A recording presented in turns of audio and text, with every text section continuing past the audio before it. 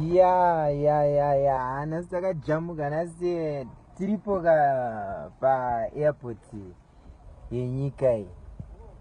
avanje nhasi takajamuka tikatomirira maletters acho ari kutouya nendege tambogaiwa timbotsvetawo panzi chest of blaster international airport pamwe mafanzi angawedzera tingazikanwa because sounds racho rita richinetsa magudugudu acho tatomasiya kustudio izvezvizvi saka nhasi takambotolakisa edu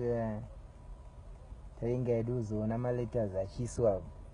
paairport apo manje tiye takapachinja takanyorawo zita redu ipapavo handichazivi kuti richange riri kolabheri nezita riripo iri kana kuti pachasara riri one riri rangu because maletters acho arotosvika nendege manje takatomirira zvedu ende hakuna kuri kutonhora zvekuti paro zinosvika pakunovira zuva kudai